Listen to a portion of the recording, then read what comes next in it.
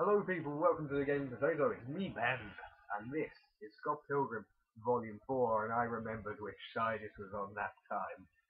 This is Gets It Together. And Gets It Together is probably my favourite book of the entire series, which is quite radical coming from Book 3 to Book 4. Book 3 isn't my favourite, it's my least favourite, and Book 4 is probably my favourite. The reason why? Because it has next to nothing to do with Scott Pilgrim. And even though that sounds a bit sort of like wasting, you're supposed to like it, because yeah, I fucking love Scott Pilgrim. But the thing is, it it tells the story of Scott sort of growing up, I suppose. He's finally realised, from the revelation he had in Book 3, that it was actually his fault that him and Empty broke up more than hers. He comes to realise, okay, I need to get my life back together. So he gets a job. He moves in with Ramona. They build on their relationship a hell of a lot more. Some of the side characters are really fleshed out in this one.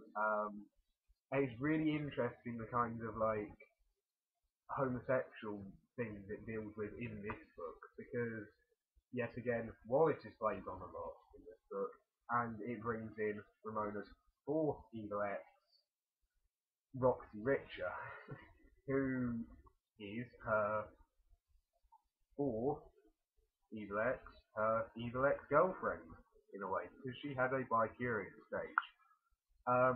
Relationship between these, Roxy's still very much infatuated with Ramona, and Ramona was like, it was no big deal, it was just a phase I was going through. So you can see the pain that Roxy's going through, you can see that Ramona's really not bothered, that she is a bitch. And then Wallace has this kind of, Wallace has a role to play, the fact that he's gay, he has boyfriends, he has had previous boyfriends, etc. Also, the relationship between Scott and band member Kim has been played out a little bit in this book. Not so much, a bit, because they used to date in high school, and then he dumped her, or he dumped her, I think. He dumped her. But yeah, that's played on a little bit in this book, which is nice. Blah blah blah. There's still not much that goes on in it. It's got a really nice opening, and I'm going to show you the front cover, because I really love the opening thing for this. And that is Sonic the Hedgehog right there. That's Scott and Ramona in the Sonic the Hedgehog logo thing from the old Sega days. And I remember when I first read this book a couple of years ago, when I got it, I was like, oh my god. The art style is very much improved. It's a lot smoother, it's a lot nicer. The environments don't seem so detailed perhaps, but it seems like a lot less is going on in the frame, which gives you, you can look at something and know what you're looking at.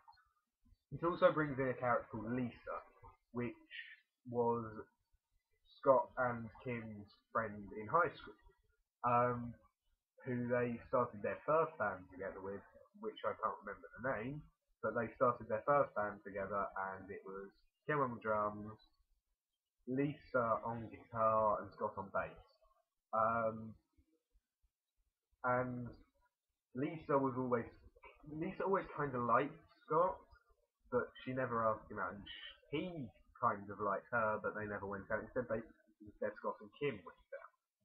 So it's this kind of love triangle between the now two parties. So Scott and Ramona have their exes to deal with, i.e. Kim and Roxy, and then there's also Lisa thrown into the mix from Scott's stuff, which is a very interesting concept, blah blah blah blah. So yes, Scott Pilgrim Volume 4, definitely read it if you have read the previous Scott Pilgrim books. Read the Scott Pilgrim books just because they're awesome. So yes, I will do number 5 momentarily. Thank you for watching, and please check out the other videos, rate, comment, subscribe. Thanks again.